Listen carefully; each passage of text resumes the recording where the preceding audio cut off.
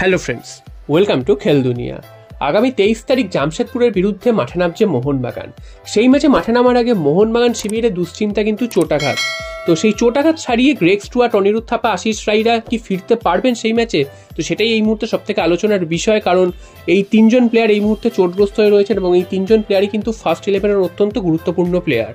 তো গ্রেগ স্টুয়ার্টের চোটটা অনেকদিন আগেই লেগেছে, লাস্ট ম্যাচে তিনি খেলতে পারেননি, উড়িষ্যা ম্যাচ তিনি মিস করেছেন, যার ফলে গ্রেগ স্টুয়ার্টের চোটটা কতটা গুরুতর সেটা প্রত্যেকের মনেই একটা কিন্তু সংশয় রয়েছে যে তিনি আদৌ খেলতে পারবেন কি পারবেন না, কারণ তার খেলা না খেলার উপর কিন্তু অনেক কিছু নির্ভর করছে বাকি দুজনের থেকেও। কারণ গ্রেগ স্টুয়ার্ট যদি মাঠে নামেন তিনি একাই কিন্তু মোহনবাগানকে চালনা করেন, এবং যেদিন গ্রেগ স্টুয়ার্ট থাকে না সেদিন মোহনবাগান যে কতটা চাপে পড়ে যায় সেটা আমরা প্রত্যেকটা খেলাতেই দেখেছি।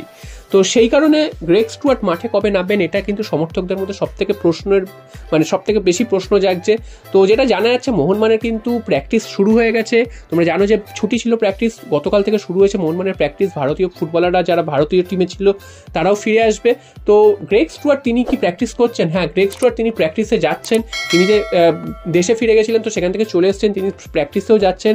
তবে অন্যান্য প্লেয়ারদের মতন তিনি যে বল পায় একেবারে অনুশীলন করছেন তা কিন্তু নয়, তিনি সাইড লাইনের ধারে আলাদা করে অনুশীলন করছেন।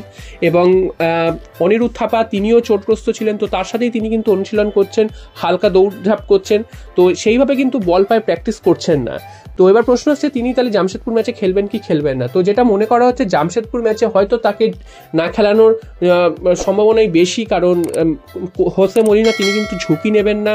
তার যদি কোনো বড় আঘাত লেগে যায় এরপরে তাহলে কিন্তু পরবর্তী ম্যাচগুলোতে মিস করবে। তো জামশেদপুর এফসি ম্যাচেও হয়তো আমরা গ্রেগ স্টুয়ার্টকে দেখতে নাও পেতে পারি, যদিও দেখা যেতে পারে সেটা কিন্তু একেবারেই শেষের দিকে, হয়তো মিনিট 10 হয়তো তাকে মাঠে নামিয়ে হালকাভাবে দেখে নিতে পারেন, সেটাই কিন্তু মনে করা হচ্ছে।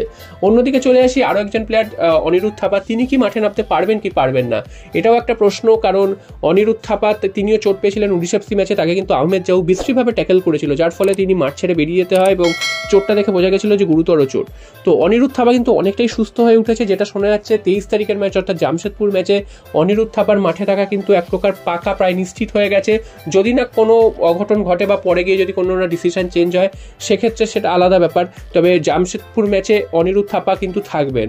আর সবশেষে চলে আসি আশিস রায়ের ব্যাপারে। তো আশিস রায় তোমরা জানো যে ভারতের প্র্যাকটিসে তিনি চোট পেয়েছেন, তো সেখান থেকে তিনি ভারতীয় প্র্যাকটিস থেকে ফিরে চলে এসেছেন এবং মোহনবাগানে তিনি সাইড লাইনের ধারে প্র্যাকটিস করছেন। তবে তার যা চোট আঘাত রয়েছে সেটা জানা যাচ্ছে সেটা কিন্তু প্রায় 10 দিন মতন তার বিশ্রাম নেওয়ার জন্য ডাক্তাররা বলেছে। 10 দিন বিশ্রাম নিলে তিনি কিন্তু আবার মাঠে ফিরতে পারবেন, অর্থাৎ জামশেদপুর ম্যাচে তাকে না পাওয়ার সম্ভাবনাই বেশি। অর্থাৎ না পাওয়ার সম্ভাবনা বলা ভুল, তিনি খেলবেনই না জামশেদপুর ম্যাচে, তাকে কিন্তু একেবারে 30 তারিখে চেন্নাই এফসি ম্যাচে দেখা যেতে পারে। তো এই হচ্ছে মোহনবাগানের চোট আঘাতের খবর। তো সব থেকে বেশি জরুরি হচ্ছে গ্রেগ স্টুয়ার্টের দলে ফিরে আসা। তো তিনি হয়তো এই সামনের ম্যাচে তিনি হয়তো খেলবেন না, যদিও খেলেন শেষের 10-15 মিনিট হয়তো তাকে নামাতে পারে হোসে মলিনা। তো দেখা যাক শেষ পর্যন্ত কিভাবে মলিনা দল সাজান, সেটাই কিন্তু এই মুহূর্তে দেখার।